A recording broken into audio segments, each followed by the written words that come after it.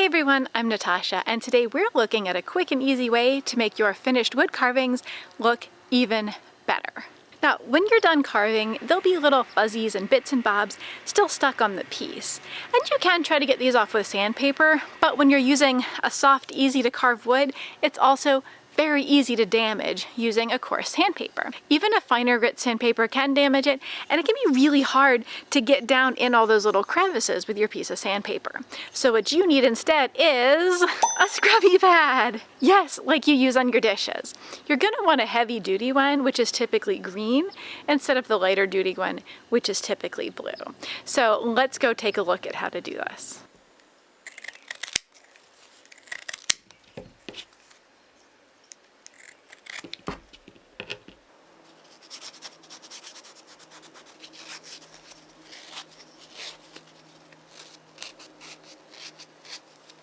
If you look at the table here, you can see little specks of sawdust that have been coming off as I use my scrubby pad to sand.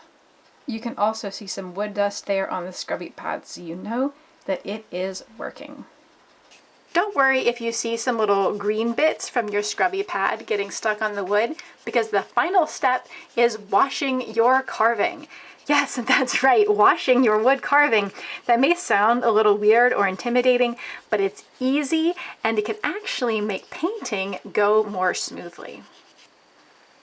Many people actually do wash their wood carvings and even paint them wet. So you want to do this under running water, but I'm going to show you just in this dish instead because you don't want to see my kitchen sink right now. So you're going to use just a dab of soap. And you're carving, again, under running water. For this part, you'll want to use a toothbrush and scrub away under running water.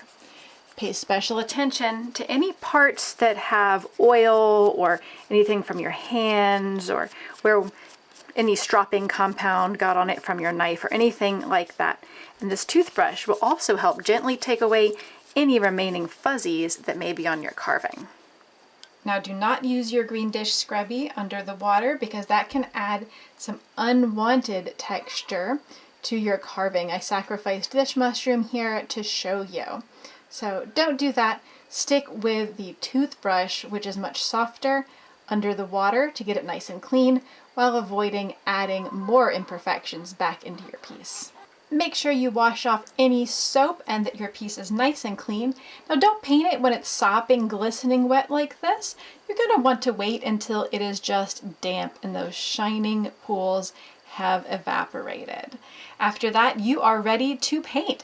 And if you are interested in learning about painting your carvings while they're wet, please do let me know by leaving a comment down below so that I can make that video next. I hope you enjoyed this video. Please make sure to hit the like button if you found this tip helpful so that it can spread to even more carvers like you. Thanks again for watching, and I hope to see you again soon.